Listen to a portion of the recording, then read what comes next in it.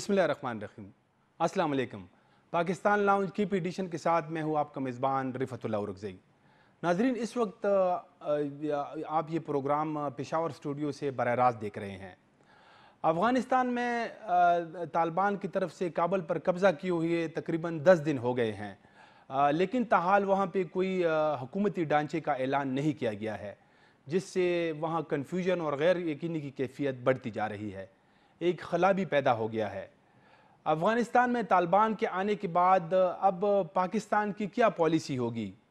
क्या पाकिस्तान तालिबान की हुकूमत को तस्लीम कर लेंगे या वो इंतज़ार करेंगे और जो रीजनल ममालिक है, पड़ोसी ममालिक है, उनके साथ मशावरत के साथ कोई फ़ैसला करेंगे?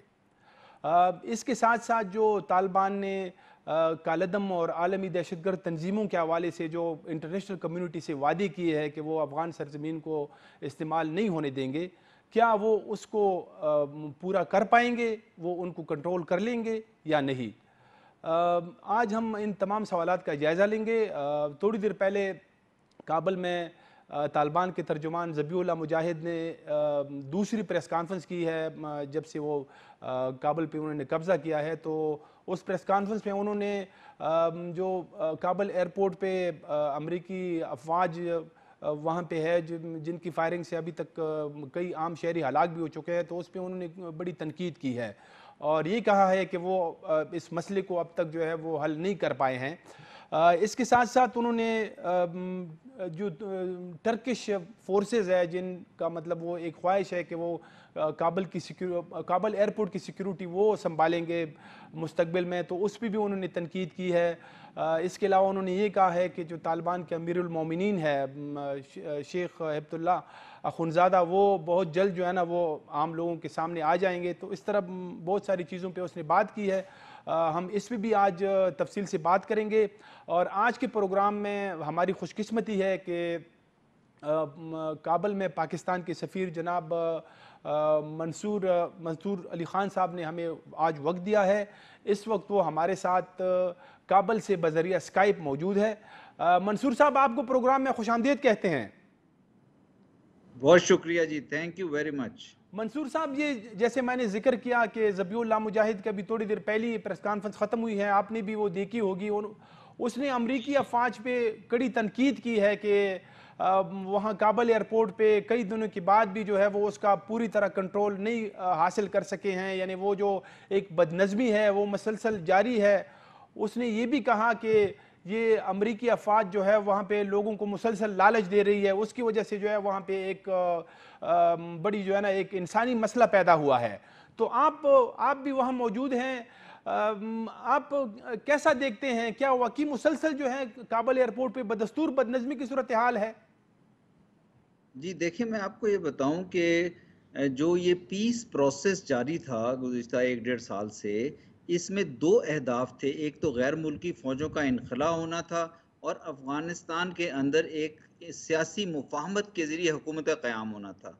अब चूँकि इसमें एक जो साइड्स थी एक एग्रीमेंट पे नहीं पहुंच सकी, खासतौर पे बाइडेन एडमिनिस्ट्रेशन के आने के बाद जो गुज़िश्ता हुकूमत थी उसका ख्याल था कि शायद यूएस अपना स्टे यहाँ एक्सटेंड करेगा, जो यूएस ने नहीं किया और फिर उन्होंने ऐलान कर दिया कि 31 अगस्त तक निकल जाएंगे।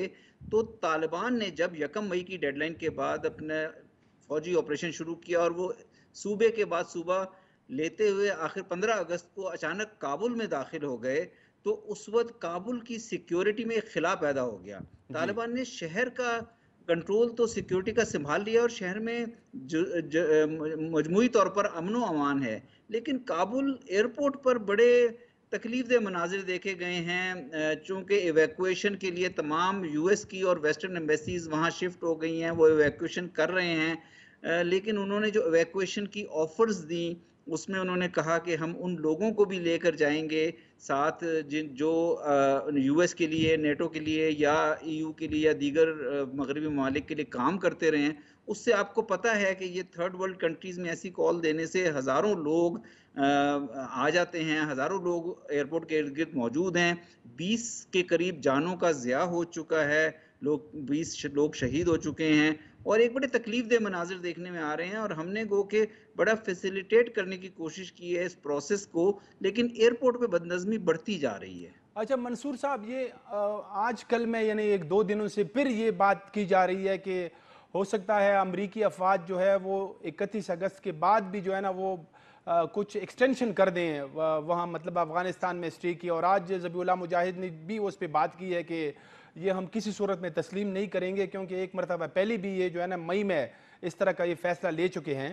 तो जी। आपकी क्या इतलात हैं, क्या वाकई अमरीकी अफवाज जो है 31 अगस्त के बाद भी वहाँ पे रहना चाहती है?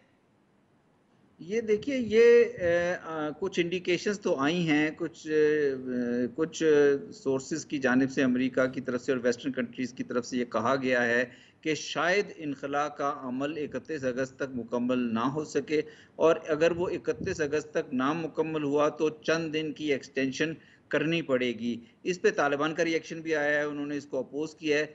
अगर ऐसी सूरत आती है तो मेरा ख़्याल है कि चूँकि अब मुज़ाकरात के ज़रिए बातें काफ़ी आगे तक आ चुकी हैं, तो इसको भी दोनों फ़रीक़ैन को चाहिए कि मुज़ाकरात के ज़रिए कोई बाहमी तौर पर हल तलाश कर लें, ताकि अब फ़ोकस जो है इंटरनेशनल कम्युनिटी का, इंटरनेशनल एफ़र्ट का, अफ़गानिस्तान के अपने ग्रुप्स का, अफ़गानिस्तान के लीडरों का इस पे होना चाहिए कि वहाँ पे एक स्टेबल, मुस्तहकम हुकूमत किस तरह एस्टेब्लिश करें, जिस पे अफ़गान अवाम को एतमाद हो। तो मंसूर साहब, ये इस सिलसिले में अमरीकियों ने पाकिस्तान से कोई हेल्प तो नहीं मांगी है? किस सिलसिले में? ये जो अगर एक्सटेंशन पे बात होती है तो इसमें आप लोगों से तो कोई हेल्प नहीं मांगी गई कि आप नहीं मतलब अब उनसे बात करें? नहीं देखिए देखिए मैं आपको एक बात बड़ी वाज़ेह कर दूँ कि अमरीकियों का थ्रू आउट पीस प्रोसेस उनका यूएस तालिबान एग्रीमेंट भी साइन हुआ था, थ्रू आउट जो पीस नेगोशिएशन डेढ़ 2 साल से चल रही हैं, अमरीकियों का डायरेक्ट राब्ता है तालिबान के साथ और वो ये सारी डेडलाइन्स और इन सारी चीज़ों पर आपस में एक-दूसरे से बात कर रहे हैं और मुत्तफ़िक हों या ना मुत्तफ़िक हों लेकिन वो राब्ते में हैं। तो पाकिस्तान उनके दरमियान किसी राब्ते की इस वक़्त सूरत पैदा नहीं कर रहा। हाँ, अलबत्ता हम पीस प्रोसेस को फैसिलिटेट कर रहे हैं और हमने इवैक्यूएशन के प्रोसेस में जो भी हम अपने तमाम कंट्रीज़ की इंटरनेशनल कम्युनिटी कंट्रीज़ की मदद कर सके क्योंकि पाकिस्तान एक हमसाया मुल्क है और हमारा बॉर्डर लगता है साथ, जिस तरह से भी हम मदद कर सके हैं, वो हमने की है। लेकिन उनके राब्ते हैं, अपने आपस में राब्ते हैं उनके। अच्छा मंसूर साहब, ये ज़बीउल्लाह मुजाहिद ने पंजशीर के हवाले से भी बात की। एक दो दिन से वहाँ पे जी। ऐसी इतलात हैं कि लड़ाई हो रही है तालिबान ने, बल्कि कल ज़बीउल्लाह मुजाहिद की एक ट्वीट आई थी कि तालिबान वहाँ पे पंजशीर के दरवाज़ों तक जो है ना वो पहुँच गए हैं। तो आज उन्होंने कहा है कि जी। तकरीबन 80% तक ये मसला जो है वो हल हो गया है, लेकिन उसने ये वाज़ेह तौर पर नहीं कहा है कि ये किस तरह हल हुआ है। तो आपकी क्या इतलात है, क्या मुज़ाकरात हो रहे हैं? जी, मेरी जो इत्तलात हैं, मेरे राब्ते जो होते हैं तालिबान के लीडर्स से या दूसरे लीडरान से भी हम पंजशेर की लीडरशिप से भी इन टच रहे हैं। आपको पता है काफ़ी लीडर्स पाकिस्तान के दौरे पर भी आए थे। तो ये एक हमें उम्मीद है और ये हम एक्सपेक्ट कर रहे हैं कि ये सियासी प्रोसेस के ज़रिए, सियासी मुफ़ाहमत के ज़रिए ही पंजशेर की लीडरशिप के साथ तालिबान मसले को हल करने की कोशिश कर रहे हैं और हमें उम्मीद है कि इसका कोई हल निकाल लिया जाएगा क्योंकि जंग और खूनरेज़ी शायद इसका हल नहीं है। मंसूर साहब, अब कुछ पाकिस्तान के हवाले से सवालात की तरफ आते हैं। जी, एक जी। तो आपके नोटिस में होगा कि जो हमारे वज़ीर आज़म इमरान खान साहब बार बार एक बात करते आए हैं। उन्होंने पार्लियामेंट जी, से जी। खिताब में भी कहा था कि अगर तालिबान ज़ोर ज़बरदस्ती से काबुल पे कब्ज़ा करते हैं तो वो हमें मंजूर नहीं होगा। फिर मैंने खुद जो है जी। आपका मेरे ख्याल में 7 अगस्त का इंटरव्यू जो है वो सलीम साफ़ी के साथ देखा था। उसमें भी आपने कहा था कि हम किसी सूरत में जो है वो मिलिट्री टेक ओवर जो है वो नहीं मानेंगे तालिबान की। तो अभी तो ये जी। जो तालिबान आए हैं काबुल पे, वो काबिज हो गए हैं, तो ये तो मिलिट्री टेक ओवर ही है। तो अब आपका क्या मौक़िफ़ है? नहीं, इसके बारे में मेरा ख़्याल इसकी इंटरप्रिटेशन ये दुरुस्त नहीं है कि ये मिलिट्री टेकओवर है क्योंकि तालिबान ने जब मुख्तलिफ़ तरह से मुख्तलिफ़ सूबों पे वो अपना कंट्रोल बढ़ाते रहे और लेकिन आखिरी वक़्त में तालिबान, जब आपको याद होगा 15 अगस्त को, और ये तालिबान का मौक़िफ़ है कि 15 अगस्त को जब वो काबुल में से गुज़िश्ता हुकूमत जाने वाली थी और तो उन्होंने ये एक ऐलान किया था, एक प्रेस रिलीज़ भी इश्यू किया था, प्रेस स्टेटमेंट इश्यू किया था कि हम अपने मेंबरान को हिदायत की थी, ताकीद की थी कि काबुल के अंदर दाखिल ना हों। लेकिन फिर काबुल में चूँकि कोई हुकूमत नहीं रही और यूएस और वेस्टर्न कंट्रीज़ की ताकतों ने अपनी एम्बेसीज़ और अपनी अफ़वाज को सिर्फ़ एयरपोर्ट तक महबूस कर लिया था या कन्फ़ाइन कर लिया था, तो काबुल में लॉलेसनेस को रोकने के लिए, काबुल में एनार्की से बचने के लिए फिर तालिबान को अंदर दाखिल होना पड़ गया था। अभी भी मेरे ख़्याल में यहाँ पे तालिबान की प्रैक्टिकली तो कंट्रोल है उनका, लेकिन बाज़ाब्ता तौर पे कोई उनकी हुकूमत कायम नहीं हुई है। तो मेरा ख़्याल है कि इस वक़्त अब इस बात से आगे बढ़ने की ज़रूरत है और वो ये है कि जो अगला निज़ाम है यहाँ पे सियासी निज़ाम आएगा या हुकूमत आएगी, वो किस तरह इंक्लूसिव हो सकती है, वसीउल बुनियाद हो सकती है, उसमें तमाम अफ़गानिस्तान के सियासी तबके, पश्तून्स, नॉन पश्तून्स, तालिबान, नॉन तालिबान ये किस तरह शामिल हो सकते हैं और वह अफ़गानिस्तान के अवाम को किस तरह काबिल कबूल होगी और इंटरनेशनल कम्युनिटी को किस तरह काबिल कबूल होगी। मेरा ख़्याल है इस प्रोसेस पे अब फ़ोकस करने की ज़रूरत है क्योंकि इस पे भी काफ़ी एनर्जी इंटरनेशनल कम्युनिटी को सर्व करना पड़ेगी, काफ़ी फ़ोकस देना पड़ेगा इस पे। मंसूर साहब, ये मेरा मतलब ये था कि अब इससे पहले तकरीबन 20 साल तक वहाँ पे मतलब एक अगर जमहूरी निज़ाम कमज़ोर था या जो भी था, एक कमज़ोर रियासत थी, लेकिन वहाँ पे जमहूरी निज़ाम तो था, मतलब लोग वोट के ज़रिए से आते थे। तो अब जो है ये जिस तरह तालिबान आए हैं, तो अब ये मतलब वोट के ज़रिए से तो नहीं आए हैं ना, मतलब वहाँ पे बहुत सारे लोग जो है उनकी रिजर्वेशंस है। इस बारे में आप क्या जी। कहेंगे? देखें, हमने हमेशा ये कहा है, हमारी पोज़ीशन ये है कि अफ़गानिस्तान के अंदर जिस किस्म का भी निज़ाम वो कायम करना चाहें या जिस किस्म की हुकूमत लाना चाहें या जिस किस्म के का पॉलिटिकल फ्रेमवर्क या कॉन्स्टिट्यूशनल फ्रेमवर्क बनाना चाहें, ये अफ़गान्स ने आपस में एग्री करना है। अब इस वक़्त अफ़गान्स जो हैं, वो आपस में एंगेज्ड हैं। अफ़गान तालिबान की लीडरशिप एंगेज्ड है अफ़गानिस्तान की दीगर लीडरशिप से और जैसे आपने कहा कि पंजशेर की सियासी लीडरशिप से भी एंगेज्ड है। तो मेरा ख़्याल है अफ़गान्स को मिलकर इस वक़्त एक अपने इस सियासी मुफ़ाहमत की तरफ आगे बढ़ना चाहिए। एक इस मसले का जो 4 डेकेड से 40 साल से ज़्यादा से ये एक इंटरनल कॉन्फ्लिक्ट चल रहा है, इसका हल निकालें कि किस किस्म का वहाँ पे निज़ाम उनको काबिल कबूल है। पाकिस्तान या दीगर ममालिक जिसमें यूएस है, रशिया है, चाइना है, दूसरे हमसाया ममालिक हैं, वो इस प्रोसेस को सपोर्ट कर सकते हैं, इस प्रोसेस को फैसिलिटेट कर सकते हैं। लेकिन हम ना तो इंटरफियर कर सकते हैं, ना किसी चीज़ में डिक्टेट कर सकते हैं। ये उनका अपना फैसला होगा कि वो किस किस्म का निज़ाम चाहते हैं। अच्छा, आपने हालिया दिनों में काफ़ी जो वहाँ की लीडरशिप है उनसे मुलाकातें की है, जी। जो सियासी रहनुमा है, जैसे साबिक़ सदर हामिद करज़ई साहब है, डॉक्टर अब्दुल्ला है, गुलबदीन बतियार साहब, जी। तो आप ने क्या मतलब किस किस्म की बातें हो रही हैं, क्या मतलब कोई ऐसा इम्कान है कि जो आने वाले दिनों में ये जो आइन बना रहे हैं वो उसमें वोट के ज़रिए से लीडरशिप मुंतखब करने की कोई ऐसे इस पे बात हो रही है? देखिए, अफ़गान तालिबान के 15 अगस्त को यहाँ दाखिल होने के बाद से चूँकि अफ़गान तालिबान की लीडरशिप भी यहाँ पहुँच चुकी है और उनके राब्ते अफ़गानिस्तान की दीगर लीडरशिप जो है, सियासी क़यादत जो है, जिसमें साबका सदर हामिद करज़ई साहब शामिल हैं, डॉक्टर अब्दुल्ला अब्दुल्ला शामिल हैं, इसके अलावा गुलबदीन हिकमतयार हैं, दीगर लीडरान भी हैं। उनसे मुसलसल उनकी मुलाकातें और राब्ते हो रही हैं और इन दोनों साइड से मैं भी गाहे-बगाहे मुलाकात करता रहता हूँ ताकि ये पता चल सके कि हालात या इनके मुज़ाकरात किस सिमत में गामज़न हैं, किस सिमत में जा रहे हैं। मेरी जो बातचीत दोनों साइडों से हुई है, उसमें मुझे कुछ मुस्बित इशारे ये मिले हैं कि दोनों साइडें एक-दूसरे पर ख़ासे एतमाद का मुज़ाहरा कर रही हैं और दोनों साइडें एक-दूसरे को मुस्बित पैगामात दे रही हैं कि हम मिल-जुल कर किसी एक सियासी हल की तरफ बढ़ें, जो आइंदा का सियासी निज़ाम है, उस पर इत्तफ़ाक हो। इसके लिए अब एक मेरा ख़्याल है कि ये सबसे पहली जो रिक्वायरमेंट जो इस वक़्त जिसका इंतज़ार किया जा रहा है, वो गैर मुल्की फ़ौजों का यूएस और नेटो की फ़ौजों के इनख़ला की तकमील। जैसे ही वो तकमील होती है, तो फिर उसके बाद और इसके साथ-साथ ही अगले चंद दिनों में आप एक सियासी प्रोसेस देखेंगे। प्रोसेस जो काबुल में हो सकता है, दोहा में हो सकता है क्योंकि दोहा में मुज़ाकरात बहुत अरसे से जारी हैं। तो इस प्रोसेस में इस मसले को अपने मंतकी अंजाम तक, इस मसले के हल का एक इस मसले के को अपने मंतकी अंजाम तक पहुंचाने की कोशिश की जाएगी और एक हल तलाश किया जाएगा जिस पे तमाम अफगानिस्तान की सियासी क़यादत मुत्तफ़िक हो, अफगानिस्तान के अवाम का एतमाद हो और फिर इंटरनेशनल कम्युनिटी भी उस पे उसके साथ हो। अच्छा, ये जो जैसे मैंने इब्तिदा में ज़िक्र भी किया कि तकरीबन 10 दिन हो गए हैं वो उन्होंने काबल का इंतज़ाम संभाली हुई, लेकिन अभी तक जो हुकूमती ढांचा है वो हमें नज़र नहीं आता। तो ये शायद इस वजह से आपने अभी जो बात की कि जब तक वो विड्रॉल नहीं होता है, मतलब वो फॉरेन फोर्सेस जी। का, तो उस वक्त तक ये कोई हुकूमत का ऐलान नहीं करेंगे। मेरा ख़्याल है कि चूँकि ये चीज़ें बहुत एक-दूसरे के साथ मरबूत हैं, एक-दूसरे के साथ रिलेटेड हैं, इंटरकनेक्टेड हैं और इसीलिए मैंने आपको कहा था कि पीस प्रोसेस में जो 2 अहदाफ थे, वो बहुत वाज़ेह थे।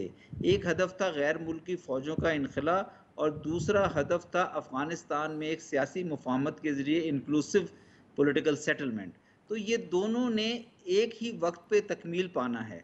तो अब वो वक़्त आप देखें, अभी जो हमें नज़र आ रहा है वो है कि 31 अगस्त की जो डेडलाइन है वो गैर मुल्की फ़ौजों के इनख़ला की, या वो चंद दिन बाद पे भी चली जाती है। तो इसके साथ ही एक प्रोसेस नज़र आएगा जो अफ़गानिस्तान के अंदर फिर एक सियासी निज़ाम, और वो चूँकि एक एक प्रोसेस होगा, यानी एक पहले वो किसी कॉन्स्टिट्यूशन की तरफ बढ़ेंगे, एक इन द मीन टाइम एक एडमिनिस्ट्रेशन का इंतखाब करेंगे अपने लिए। तो उस सियासी प्रोसेस में हम किसी भी हुकूमत की तश्कील या किसी भी निज़ाम की तश्कील में हम नहीं चाहते कि हम उसमें दखल दें। ये वो अपने अवाम की मर्ज़ी के मुताबिक खुद उस सियासी निज़ाम का इंतखाब करें। हाँ, जिस पे वो कंसेंसस डेवलप कर लेंगे, उस निज़ाम को हम एक्सेप्ट करेंगे, उस फ़ैसले को, उनके अफ़गान कौम के फ़ैसले को हम एक्सेप्ट करेंगे। ये जो इंक्लूसिव गवर्नमेंट की बात हो रही है उसके हवाले से दो तरह की बातें आ रही हैं। एक तो ये कहा जा रहा है कि शायद तालिबान के अंदर भी कुछ चीज़ों पे तहफ़्फ़ुज़ात है, कुछ लोग मतलब जैसे नरमियाँ चाहते हैं, कुछ उसी तरह के बिल्कुल मतलब अपने वो रेडिकल किस्म के हैं, वो अपनी जगह से हिलने वाले नहीं है। दूसरी बात ये है कि जी। जो पॉलिटिकल पार्टीज़ है अफ़गानिस्तान की, जिनकी मैंने अभी थोड़ी देर पहले बात भी की, वो जो रहनुमा वो भी मतलब कोई बड़ा शेयर मांग रहे हैं इक़्तिदार में। तो क्या ऐसा जी। ही है? देखिए, ये जो पीस प्रोसेस होता है इसमें ये काफ़ी मुश्किल मरहला होता है, क्योंकि मुख्तलिफ नज़रियात और मुख्तलिफ ख़यालात और मुख्तलिफ आइडियोलॉजीज़ वाली पार्टीज़ आकर, साइड्स आकर एक कॉमन ग्राउंड तलाश करती हैं। तो इसमें सियासी मुफ़ाहमत या सियासी अमल की खूबसूरती ही ये होती है कि दोनों अपनी-अपनी पोज़ीशन से हट कर फिर दरमियानी रास्ता इख्तियार करती हैं। तो इस प्रोसेस की कामयाबी डिपेंड करेगी कि दरमियानी रास्ते पर किस हद तक राज़ी हैं दोनों साइड्स जाने के लिए। और मेरे ख़्याल में सियासी मुफ़ाहमत के लिए, देरपा अमन के लिए दोनों साइड्स को कुछ ना कुछ फ्लेक्सिबिलिटी, कुछ ना कुछ अकोमोडेशन, कुछ ना कुछ एडजस्टमेंट शो करनी चाहिए। तो इसलिए मेरा ख़्याल है कि हमें उम्मीद है कि अब अफ़गानिस्तान ने 4 दहाइयों से एक बदअमनी देखी है, एक इंटरनल कॉन्फ्लिक्ट देखा है, तनाज़ा देखा है, बहुत सी हलाकतें हुई हैं यहाँ पर, मुल्क मुस्तकिल मुश्किलात का शिकार है। इस अपॉर्चुनिटी को, इस मौके को अफ़गान क़यादत को ज़ाया नहीं करना चाहिए। मंसूर साहब, कुछ अरसे से हमने देखा है कि जब से तालिबान आए हैं काबुल में, तो इधर पाकिस्तान में रिवायती तौर पर जो यहाँ की सियासी जमातें हैं, जो ऐसे मूवमेंट्स की बेनिफिशरी समझी जाती हैं, वो थोड़े से खामोश नज़र आते हैं। लेकिन दूसरी तरफ हम देखते हैं तो जो हुकूमती वज़रा है वो बड़े जो जी। है ना जैसे शादियाने बजा रहे हैं, बड़े खुश हैं। जैसे हमारे वज़ीर-ए-आज़म साहब ने भी कहा, इमरान खान साहब ने, कि तालिबान ने जो है ग़ुलामी की ज़ंजीरें तोड़ दी है।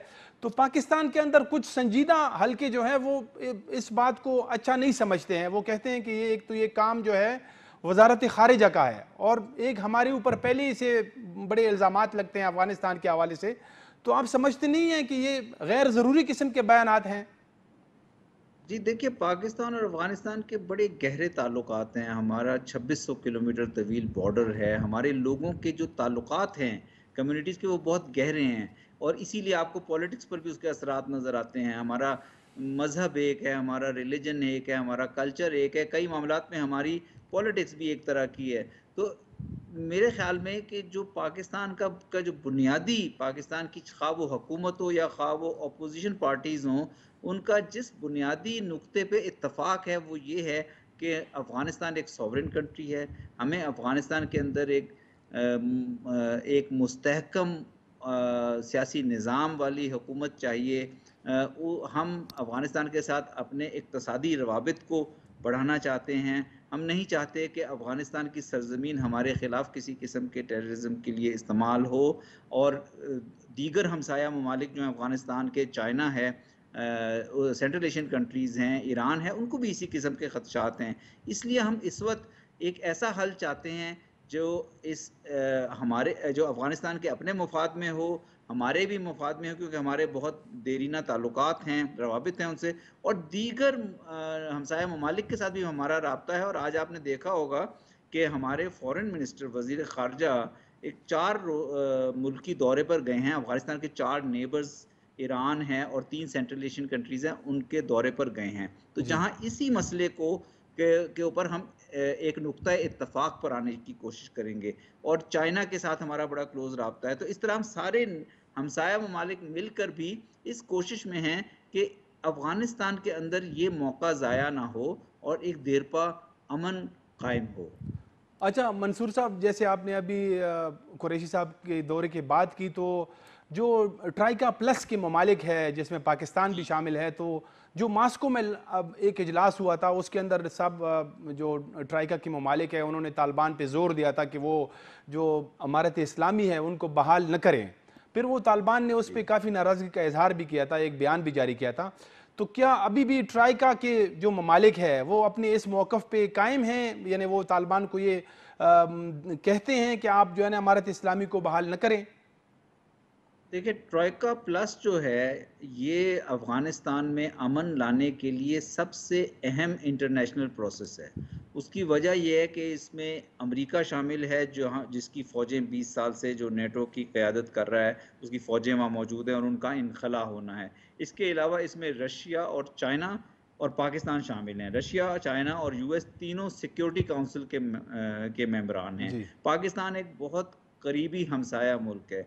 तो इस प्रोसेस का, इस फोरम का की बहुत अरसे से कोशिश चल रही है कि यहाँ पर एक सियासी मुफ़ाहमत को फ़रोग़ दिया जाए और गैर मुल्की फ़ौजों का इनख़ला और सियासी मुफ़ाहमत एक दूसरे से मुताबिकत के साथ अमल में आएँ। इस लिहाज से अब जिस मरहले में हम आ गए हैं, उसमें मेरा ख़्याल है कि ये दोनों प्रोसेस अपने हतमी एक अंजाम की तरफ पहुँचने के करीब हैं। जहाँ तक अफ़गानिस्तान के अंदर जिस किस्म का निज़ाम अफ़गान लाना चाहते हैं, मेरा ख़्याल ना उसमें हमारा दख़ल है, ना उसमें दीगर ममालिक का दख़ल है।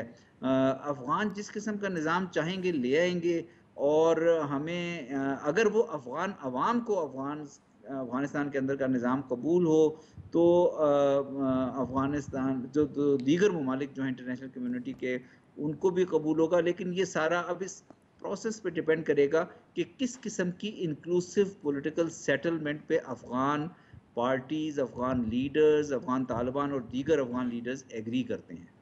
सर, अभी आप ये कह रहे हैं कि हम मतलब ऐसा कोई उनको मशवरा नहीं देंगे, तो फिर ये जो है ना हमें समझ में नहीं आती कि फिर यानी ट्राइका ममालिक ने फिर मास्को में ये क्यों एक बयान जारी किया था, बाकायदा एक बड़ा वाज़ेह बयान था जिसका एक बड़ा इम्पैक्ट पड़ा था। तो अभी आप मतलब ऐसा लग रहा है कि जैसे आप अपने जो देखिए, उससे पीछे हट बेसिक रहे हैं। बेसिक ये था कि सियासी मुफ़ाहमत के ज़रिए एक inclusive broad based political settlement आए। अब ये अफ़गान अवाम ने डिसाइड करना है, अफ़गानिस्तान के सियासी लीडरों ने डिसाइड करना है, और अभी ये उनके दरमियान एक प्रोसेस जारी है, अभी वो प्रोसेस कंक्लूजन तक नहीं पहुँचा। तो ये वही मेरा ख़्याल है फ़ैसला करेंगे, और उसके बाद हर इंटरनेशनल कम्युनिटी के ममालिक अपना रिएक्शन देने के खुद मुख्तार होंगे। तो मैं सिर्फ ये कह रहा हूँ कि एक सियासी प्रोसेस है इस वक्त। इस प्रोसेस के ज़रिए एक अफ़गानिस्तान में 4 दहाई से जो जंग जारी है उसको ख़त्म करने की कोशिश की जा रही है, और फोकस जो है इंटरनेशनल कम्युनिटी का इस इंक्लूडिंग जो ये ट्रोइका प्लस है इनका और दीगर अफगानिस्तान के हमसाया ममालिक का, इस बात पर होना चाहिए कि यहाँ पर एक सियासी मुफाहमत के ज़रिए एक हल तक पहुँचे तमाम पार्टीज़। मंसूर अली खान साहब, आप पाकिस्तान के सफ़ीर हैं अफ़गानिस्तान में, ज़ाहिर है वहाँ की जो ग्राउंड रियलिटीज़ है आप उसको जानते होंगे। अफ़गानिस्तान जो है वो पूरी दुनिया को पता है कि आलमी दहशतगर्द तंजीमों का गढ़ है। वहाँ पे बड़ी बड़ी जो है ना तंजीमें हैं जो ग्लोबल जिहाद पे यकीन रखती है, अलकायदा है, IS है, ईस्ट तुर्किस्तान मूवमेंट है, बाकी सारी तंजीमें हैं, TTP है जिसको पाकिस्तान के लिए बहुत बड़ा ख़तरा है। तो जो पड़ोसी ममालिक है अफ़गानिस्तान के, ये तालिबान से मिलते रहे, तालिबान दौरे करते आए हैं, वो रशिया भी गए, चाइना भी गए, ईरान भी गए, पाकिस्तान भी आए। तो जो हमें मतलब नज़र आता है उसमें सबसे बड़ा एक जो ख़तरा सारे पड़ोसी ममालिक जो महसूस करते हैं वो इन्हीं जो दहशतगर्द तंजीमें हैं इनसे हैं। तो तालिबान ने तो ये यकीन दहानी कराई है कि अब वो जो है ना इस अफ़गान सरजमीन किसी के ख़िलाफ़ इस्तेमाल नहीं होगी। तो आप क्या समझते हैं, आप वहाँ पे मौजूद हैं, क्या वाकई जो है ना तालिबान कंट्रोल कर लेंगे इन तंजीमों को? देखिए, आपने ये बिल्कुल दुरुस्त कहा कि अफ़गानिस्तान के तमाम हमसाया ममालिक बशमूल पाकिस्तान, चीन और दीगर ममालिक के भी ख़दशात जो हैं, वो यहाँ पे जो बैनुल-अक़वामी दहशतगर्दी की तंज़ीमें हैं, टेररिस्ट ग्रुप्स हैं, उनके आपने नाम भी लिए, दाइश है, अल-कायदा है, TTP है, ETIM है, IUM है, इनकी प्रेज़ेंस जो यहाँ पे रही है, उससे हैं। इनकी प्रेज़ेंस यहाँ अफ़गानिस्तान में इसलिए रही है कि अफ़गानिस्तान में एक मुस्तहकम निज़ाम और मुस्तहकम हुकूमत मौजूद नहीं थी। अब जो सियासी अमल या पीस प्रोसेस के ज़रिए अगर तालिबान और बाकी अफ़गानिस्तान की सियासी क़ुव्वतों की मदद से उनके एग्रीमेंट के साथ, उनके कंसेंसस के साथ एक मुस्तहकम निज़ाम और मुस्तहकम हुकूमत का अमल क़याम में आता है अफ़गानिस्तान में, तो उससे अफ़गानिस्तान में हमें उम्मीद है कि वो स्पेसेस मौजूद नहीं रहेंगी जो टेररिस्ट ग्रुप्स यूटिलाइज़ कर सकें। और हमें उम्मीद है कि इस तरह से वहाँ पे कायम होने वाली हुकूमत ये इंश्योर करेगी, ये इस यकीन दहानी को अमल में लाएगी कि अफ़गानिस्तान की सरज़मीन किसी भी टेररिस्ट ग्रुप के ज़रिए अफ़गानिस्तान के हमसाया ममालिक के ख़िलाफ़ ना हो। तो ये एक बहुत अहम नुक्ता है हम सब हमसाया ममालिक के लिए। ये आपने बिल्कुल बजा फरमाया, लेकिन अभी जब ये तालिबान आए हैं काबुल पे, उन्होंने कंट्रोल हासिल किया है, तो जो सारी तंजीमें जिसका मैंने जिक्र किया है सिवाय दाइश के जो कि मतलब उनकी एक दुश्मन तंजीम है, सब ने बड़ा खैर मकदम किया है तालिबान का, और बड़े जो है ना ऐसे प्रेस रिलीजेज जारी की है कि उसमें हाईली जो एक एडजेक्टिव जो है ना उनके लिए इस्तेमाल किए गए हैं। तो ये बिल्कुल मतलब मैं खुद इस पे काफ़ी अरसा मैंने काम किया है, ये तो सब एक है, ये तो मैं तो ये कहता हूँ। तो ये कैसे मतलब उनको कंट्रोल करेंगे, इस पे इसके हवाले से जो आलमी तंजीमों पर नज़र रखने वाले जो तज्ज़िया निगार है, जो स्कॉलर्स है, वो जो है ना इस बात को मानते नहीं है।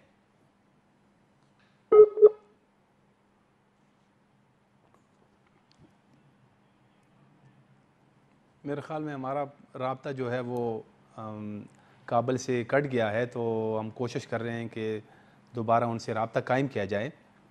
तो ये जिस पॉइंट की तरफ मैं इशारा कर रहा हूँ, तो वो सबसे बड़ा चैलेंज जो तालिबान के लिए होगा वो यही है कि जो उन्होंने इंटरनेशनल कम्युनिटी से वादी की हैं, जिसमें यही कि वो अफ़गान सरज़मीन जो है वो किसी मुल्क के ख़िलाफ़ इस्तेमाल नहीं होगी।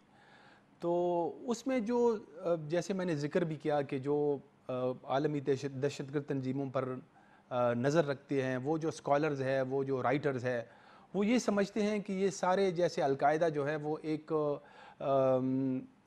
मतलब ग्लोबल जिहाद पे बिलीव रखने वाली तंजीम है, जो सिर्फ अफ़गानिस्तान में नहीं है बल्कि उनके 5 फ्रेंचाइज़ है जो अफ्रीका में है, जो यूरोप के लिए भी है, उनके सीरिया में हैं। तो इस तरह ये मतलब सिर्फ एक इलाके के लिए नहीं है। तो अभी ये जो अलकायदा बरसग़ीर है जो अफ़गानिस्तान के अंदर है, उसके बारे में ये कहा जाता है कि वो काफ़ी कमज़ोर हो गई है, लेकिन इनको ऐसा रोकना जो है वो थोड़ा सा मतलब मुश्किल होगा। तो ये अब आने वाले वक्तों में मालूम होगा कि तालिबान जो है वो मतलब इसको किस तरह कंट्रोल करते हैं। नाजरीन, एक ब्रेक लेते हैं, ब्रेक के बाद दोबारा आएंगे तो फिर कोशिश करेंगे कि दोबारा से हम काबुल के साथ रब्ता करें और ये इंटरव्यू को आगे बढ़ाएं। हमारे साथ रहें।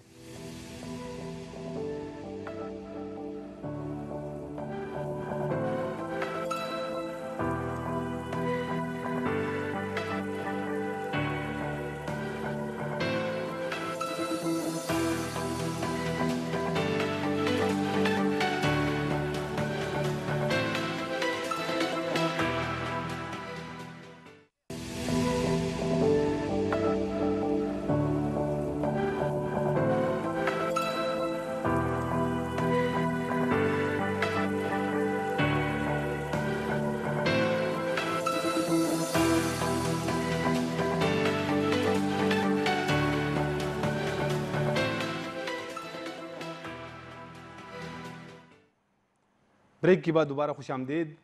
नाजरीन, ब्रेक से पहले हम काबुल में पाकिस्तान के सफ़ीर मंसूर अली ख़ान साहब के साथ बात कर रहे थे, लेकिन वो किसी वजह से राब्ता उनके साथ मुनक़ता हो गया। फिर हमने बड़ी ट्राई की, लेकिन अब वो हमें नंबर उसका नहीं मिल रहा है। शायद उसको कोई काम पेश आ गया होगा, वो काफ़ी मसरूफ़ भी होते हैं। तो फिर भी हम उनका शुक्रिया अदा करते हैं, उन्होंने हमें इतना टाइम दिया।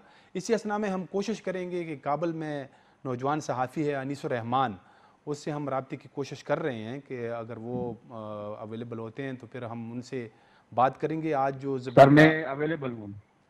अच्छा, बहुत शुक्रिया अनीसुर रहमान, आपने हमें टाइम दिया। आप आज जो ज़बीउल्लाह मुजाहिद की प्रेस कॉन्फ्रेंस थी काबुल में, तो आप उसमें मौजूद थे। मैंने प्रोग्राम के शुरू में ये कुछ उसने जो पॉइंट्स मैंने उसे लिए थे कि वो एक तो उन्होंने अमरीकी अफवाज पे तनकीद की कि एयरपोर्ट पे जो है उनकी वजह से लोग मारे गए हैं और वो अब तक वो मसले को हल नहीं कर पाएंगे। फिर उसके साथ साथ उसने जो टर्किश फोर्सेस की भी बात की, पंजशीर पे 80% तक उसने कहा कि मामला हल हो गया है। तो इसके अलावा उसने और क्या क्या बातें की? जी बहुत शुक्रिया। देखिए बिल्कुल कॉन्फ्रेंस बहुत तवील कॉन्फ्रेंस रही और तकरीबन मैं कहूँगा कि अफगानिस्तान में सबसे जो एक कवरेज मिली है, ये वाहिद प्रेस कॉन्फ्रेंस थी जिसमें तकरीबन 350 तक मीडिया चैनल्स ने इसको कवर किया है। मैं ये अच्छा। कहता चलूँ कि ज़बीउल्लाह मुजाहिद ने अफगान फोर्सेस के हवाले से कहा कि जो अफगान फोर्सेस थी और जो बिखर गई हैं उसको इकट्ठा करेंगे और उसको मुनज़्ज़म करेंगे और उसको एक पावरफुल फोर्स बनाएंगे। दूसरा अच्छा। उन्होंने ये कहा कि अफगानिस्तान के सरजमीन किसी के खिलाफ इस्तेमाल नहीं होगा, स्पेशली जो अफगानिस्तान के पड़ोसी ममालिक है, और उसी तरह उसने ख्वाहिश भी की है कि पड़ोसी ममालिक भी अफगानिस्तान के साथ इस हवाले इस चीज़ में कोऑपरेशन करें। इसी तरह जो अफगानिस्तान में जो तालीमी इदारे बंद है, इस हवाले से बहुत बड़ी तशवीश पाई जाती है, क्योंकि अभी तक तालिबान या अमारत इस्लामी इस चीज़ में कामयाब नहीं हो पा रही कि वो तालीमी इदारे खोल दिए। बार बार वो कह रही हैं कि तालीमी इदारे खोल दी जाए, लेकिन अभी तक नहीं खोल पा रहे हैं। हुकूमती जो इदारे हैं या जो यूनिवर्सिटीज़ है वो भी अभी तक बंद है। मसला यही है कि जो तालीमी इदारे हैं या स्कूल्स हैं या यूनिवर्सिटीज़ है उसमें जो है को एजुकेशन है, और तालिबान ने अच्छा। ये कहा है कि मतलब हम एजुकेशन के लिए या गर्ल्स के लिए जो है वो अलग से सिस्टम बनाएंगे, जो अब तक सामने नहीं आया, बल्कि पॉलिसी भी नहीं आई। वो उन्हें तो यही चाहिए कि अब तक ये पॉलिसी ऐलान करते हैं कि गर्ल्स के लिए कौन सा सिस्टम ये लाना चाहते हैं, या उनके लिए अलहदा क्लासेस होगी या क्लासों में जो है पर्दा लगेगा, या कौन सा सिस्टम होगा, या अलहदा यूनिवर्सिटीज़ होगी। क्योंकि अगर ये बात आती है तो जो प्राइवेट यूनिवर्सिटीज़ है उनके पास इतनी कैपेसिटी नहीं है कि वो फीमेल्स के लिए ये अरेंजमेंट कर सके, और जो गवर्नमेंट यूनिवर्सिटीज़ है वहाँ पर भी इतनी कैपेसिटी नहीं है कि वहाँ पे अलग-अलग क्लासेस ली जाए। ये बात भी उन्होंने कही कि मीडिया के हवाले से कि मीडिया पे कोई कदर नहीं होगा, मीडिया आज़ाद है, लेकिन अभी तक जो मीडिया की या जर्नलिस्ट है या कवरेज है उस पर पाबंदियाँ हैं, क्योंकि अच्छा। तालिबान कोऑपरेट नहीं कर रहे हैं। जगह जगह पे जर्नलिस्ट को रोका जाता है, सहाफ़ियों को रोका जाता है। जैसे बड़ा मिसाल मैं यही दूंगा कि जब पाकिस्तान से जो सहाफ़ी हजरात आए थे, ताहिर खान साहब जो जलालाबाद में रिपोर्टिंग कर रहे थे, तो एक तालिब ने उस पे क्लाशिनकोव ताप दिया था, अच्छा। जिससे जी जो बिल्कुल पाकिस्तान की कौंसल खाना है उसके सामने ताहिर खान साहब ने ताहिर खान साहब ने अपना इंट्रोडक्शन भी कराया था। लेकिन ये ऐसे मसाइल है कि कोऑर्डिनेशन नहीं है, कोई जो हुकूमत के साथ या इमारत इस्लामी के साथ इन चीज़ों को कोऑर्डिनेट कर ले, क्योंकि अभी तक जो डिस्टेंस है या जो खला है हुकूमत और मीडिया के दरमियान या हुकूमत और आवाम के दरमियान, वो अभी तक तालिबान ने जो है उसको पुर नहीं किया है। इसी तरह अफगानिस्तान के अंदर जो सबसे बड़ा मसला है वो महंगाई का है, जो दिन ब दिन चीज़ों की रेट्स बढ़ती जा रही है। बैंक्स बंद है, जो अफगानिस्तान का सेंट्रल बैंक है वो बंद है। अफगानिस्तान में हवाले का सिस्टम जो है वो बहुत आम है, वो भी अभी तक बंद है। लोगों के जेबों में पैसा नहीं है। जो इंपोर्ट्स और एक्सपोर्ट्स है वो नहीं हो पा रहे हैं। जो जी। इनकम टैक्स सिस्टम है वो अभी तक बंद है। यानी ये ऐसी चीज़ें हैं जो आवाम के साथ रिलेटेड है, और तालिबान या इमारत इस्लामी आवाम तक अभी तक नहीं पहुंच पा रहे कि आवाम क्या चाहते हैं या आवाम को क्या सहूलियत दी अनीस जाए। रहमान, अभी तक ये अपनी आप जी जी बिल्कुल आप आपकी बातें बड़े आप रवानी से बता रहे हैं सारे मसाइल। ये मैं जो है ना, मेरा यही सवाल था कि जो आप जिसकी तरफ निशानदही कर रहे हैं कि तकरीबन 10 दिन तो तालिबान को हो गए हैं कि उन्होंने काबुल पे कंट्रोल हासिल किया है, तो ये क्या वजह है कि ये जो हुकूमती ढांचा जो है वो सामने नहीं आ रहा है? कुछ ऐसी इतलात हैं कि शायद तालिबान के अंदर भी कुछ ग्रुप्स बने हुए हैं, जैसे अभी मैंने सफ़ीर साहब के साथ भी ये सवाल उठाया था कि जो मतलब कुछ जो है ना वो नरमियों पे यकीन रखते हैं, और कुछ जो कंदहार ग्रुप कहा जा रहा है वो वही पुराना जो मतलब 90s में भी उनका था, वो ये कहते हैं कि उसी तरह की पाबंदियां लगें। तो एक ये मसला है। दूसरा जो है ना वो ये कुछ इंक्लूसिव गवर्नमेंट पे भी जो है ना इस तरह के खदशात हैं कि शायद जो पॉलिटिशियंस हैं, अफगान पॉलिटिशियन, वो कुछ ज़्यादा शेयर्स मांग रहे हैं। तो आपकी क्या इतलात है, ये वजह क्या है, जो ढांचा क्यों सामने नहीं आ रहा? देखिए, अफगान पॉलिटिशियन जो पुराने थे वो तो बिल्कुल ये डिमांड नहीं कर रहे कि या ज्यादा हिस्सा नहीं मांग रहे, वो सिर्फ हिस्सा मांग रहे, थोड़ा हो या, लेकिन वो हिस्सा मांग रहे, ज्यादा हिस्सा इसमें अब कुछ है नहीं, क्योंकि जिसकी हुकूमत होती है वो ज्यादा हिस्सा वो लेते हैं। जो आपने बात की कि ग्रुप्स बने हैं, बिल्कुल ग्रुप्स बने हैं, क्योंकि तालिबान जब मैदान जंग में थे तो उस वक्त इन लोगों की इस चीज पे फोकस नहीं था, और ना जो थे वो लोग इस चीज को डिस्कस कर रहे थे, या उनकी तवक्कुआत नहीं थी कि ऐसा वक्त आएगा कि हम भी जो है कंट्रोल हुकूमत काबुल पे कंट्रोल पाएंगे और हम हुकूमत बनाएंगे। दूसरी जो सबसे बड़ा मसला है वो दोहा में जो एक टीम बैठी थी, उन्होंने कुछ होमवर्क नहीं किया है, यानी अफगानिस्तान यहाँ पे हुकूमत के लिए, हुकूमत बनाने के लिए कुछ नहीं किया है, अच्छा। क्योंकि इनके दो विंग थे, एक पॉलिटिकल विंग था और एक जो था मिलिट्री विंग था। मिलिट्री विंग ने अपना काम किया है, वो लड़ रहे थे, उन्होंने अफगानिस्तान को जो है वो कैप्चर कर लिया है, फतह हासिल की है, लेकिन जो पॉलिटिकल विंग था उन्होंने कुछ नहीं किया है, और यही वजह है कि ये खला अभी तक मौजूद है। और ये भी बताता चलो कि यहाँ पे जो लीडरशिप मौजूद है तालिबान की, वो भी बाहर हर एक जो ग्रुप आता है वो वही लोगों से मिलती है जो पहला ग्रुप मिलता था, मतलब अनस हक्कानी भी एक ग्रुप से मिलता है, खलील रहमान हक्कानी भी वही ग्रुप से मिलता है, इसी तरह जी। जो अभी शादी को लाए थे वो भी वही ग्रुप से मिलता है। यानी इन लोगों भी मी हमारी नहीं है, इन लोगों भी मी एक सदा नहीं है कि हम। अनीस रहमान, आपकी आवाज़ कट रही है, पता नहीं कोई मसला है लाइन में शायद। आप नेटवर्क की एरिया, अभी तो थोड़ी देर पहले तो ठीक आ रही थी आवाज़। हेलो अनीस रहमान, आप हमें सुन रहे हैं? नाजरीन, इस सिलसिला में एक ब्रेक लेते हैं। ब्रेक के बाद दोबारा आएंगे तो अनीस रहमान के साथ कोशिश करेंगे कि दोबारा रब्ता कर लें हमारे।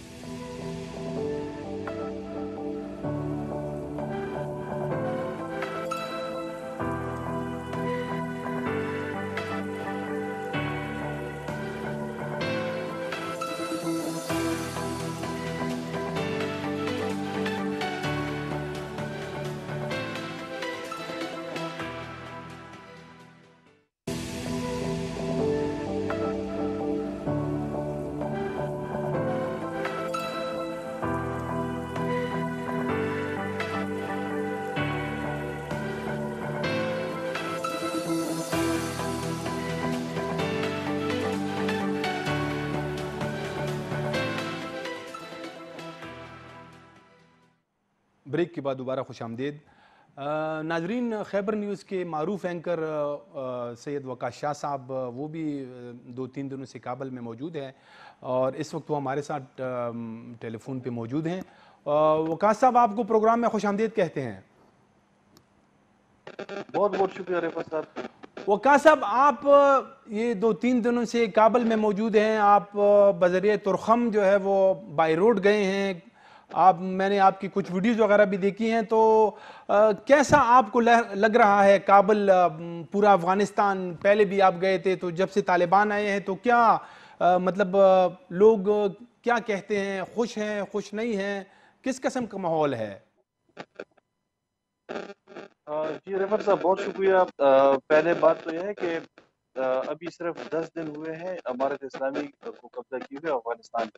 अभी भी कुछ मसाइल हैं पंशेर में या पंशेर के आसपास, अभी वहाँ पे उनका झगड़ा चल रहा है। इसके अलावा तालिबान अगरचे उन्होंने कब्जा और जल्दी कब्जा कर लिया अफगानिस्तान पे, लेकिन जो हुकूमत बनाने का मरहला था तो अभी तक वो ख़त्म नहीं हुआ, वो अभी तक वो पेंडिंग है हुकूमत साजी का। तालिबान जो टाइम ले रहे हैं हुकूमत साजी में, तो एक वैक्यूम सी क्रिएट हो रही है अफगानिस्तान में, और अफगानिस्तान के अवाम अगरचे वो खुश हैं सिक्योरिटी वाइज या लॉ एंड ऑर्डर के हवाले से, क्योंकि हम जिस बंदे से भी हम मिलते हैं अगर वो जी टैक्सी ड्राइवर मुश्किल के इससे पिछले जो हुकूमत था, या इससे जो 2-3 हुकूमतें गुजरी है, तो वो वहाँ उन हुकूमतों में बहुत ज़्यादा प्रोटोकॉल्स और सिक्योरिटी और ये जो रूट लगाना बहुत ज़्यादा इश्यूज थे। और ये भी कहते हैं टैक्सी ड्राइवर के हम 5 बजे के बाद फिर घर से नहीं निकलते थे, क्योंकि कार स्नैचिंग होती थी, मोबाइल फोन स्नैचिंग होती थी, किलिंग होती थी, टारगेट किलिंग के बहुत ज़्यादा वाक़यात होते थे काबुल में। तो ये देखने में आया जी। वकास साहब, आप हमारी आवाज़ सुन रहे हैं? इससे एक दिन पहले हवाले से ये खबर आई। जी जी, आपकी आवाज़ आ रही है। अच्छा, ये जो आज ज़बीउल्लाह मुजाहिद ने प्रेस कॉन्फ्रेंस की है, आप भी उसमें मौजूद थे, तो प्रोग्राम के पहले ऐसे में हम सफ़ीर साहब के साथ, मंसूर अली खान साहब के साथ बात कर रहे थे, तो वहाँ पे कलदम तंजीमों के हवाले से उनसे कुछ सवालात हुए कि जो टीटीपी है जो पाकिस्तान के लिए बहुत बड़ा थ्रेट है, इसी तरह बाकी जमातें हैं, तो उसके हवाले से उन्होंने क्या कहा?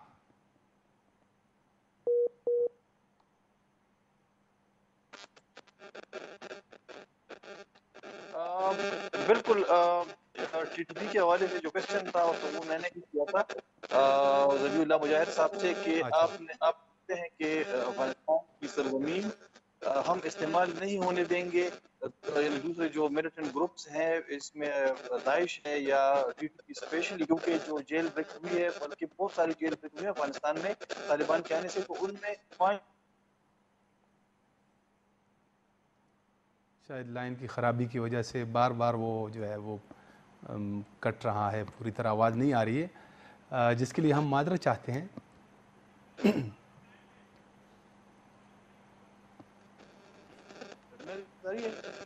जी जी, वकास साहब सुन रहे हैं आपकी आवाज़।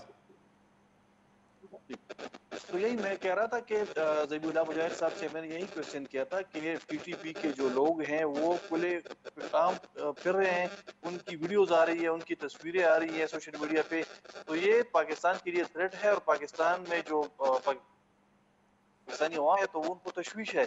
तो इस क्वेश्चन के जवाब में उन्होंने कहा कि उनकी इस सूरत-ए-हाल पे पूरी नज़र है, पूरे कंट्रोल में है ये सूरत-ए-हाल, और वो किसी भी मिलिटेंट ग्रुप को इजाज़त नहीं देंगे कि वो पड़ोसी मुल्क के खिलाफ जाके वहाँ पे कोई एक्टिविटी करे, कोई टेररिस्ट एक्टिविटी करे। लेकिन जो क्वेश्चन है बस तो वो फिर भी वो जवाब उनका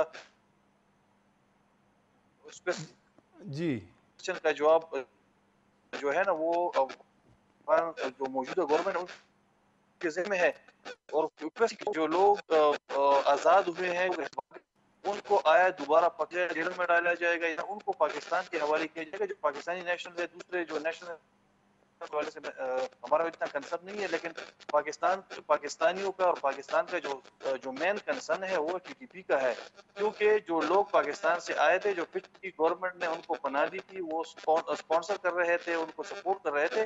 तो अब क्या अफगानिस्तान की अमारत इस्लामी जो हुकूमत नहीं बनी है, तो उनका टीटीपी के हवाले से या जो दूसरे मिलिटेंट ऑर्गेनाइजेशन के हवाले से पॉलिसी क्या होगी।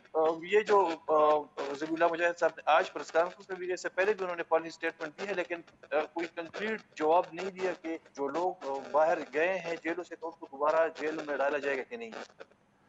जी बिल्कुल वकास भाई, आपकी ख़ुद भी जो है ना जो हमारे जमशुदा अजला है उस पर नज़र है कि वहाँ पे जो है ना रोज़ाना आप देखें तो कल भी एक अटैक हुआ था, टीटीपी ने क्लेम किया था, उससे एक दिन पहले भी हुआ था। इस तरह जो है ना अगर आप 2-3 हफ्ते पहले की बात करें तो ऐसे दिन भी आए कि 3-3 अटैक्स हुए। तो सारे जो है ना इन अटैक्स की जिम्मेदारी टीटीपी कबूल कर रही है, ऐसा नहीं है कि कोई ऐसी तंजीम है पता नहीं चल रहा है।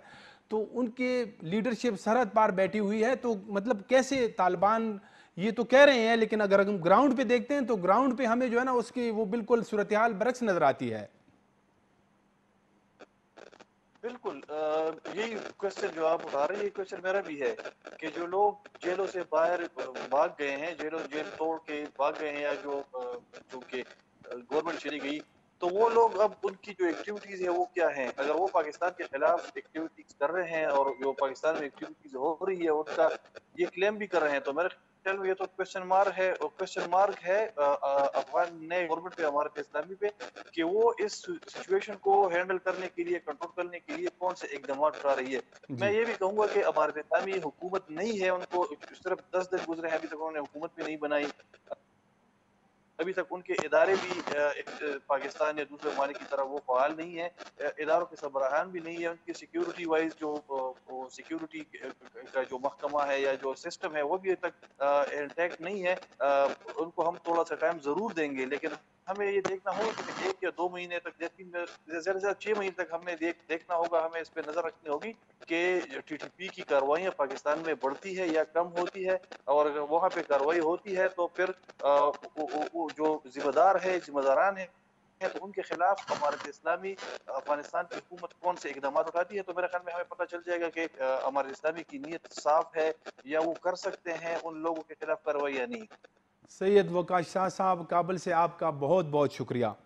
नाजरीन, आज का प्रोग्राम हमारा पहला जो हिस्सा जो था वो पाकिस्तान की सफ़ीर काबुल में जो सैयद मंसूर अली ख़ान साहब के साथ था। फिर वकास शाह साहब और अनीस रहमान को भी हमने लिया, तो कुछ अफ़गानिस्तान में लाइनों की ख़राबी की वजह से आप लोग शायद वो ठीक तरह से नहीं सुन पाए हैं, उसके लिए हम माजरत चाहते हैं। इसके साथ ही प्रोग्राम का वक्त ख़त्म हो जाता है। इजाज़त दीजिए, खुदा हाफिज़।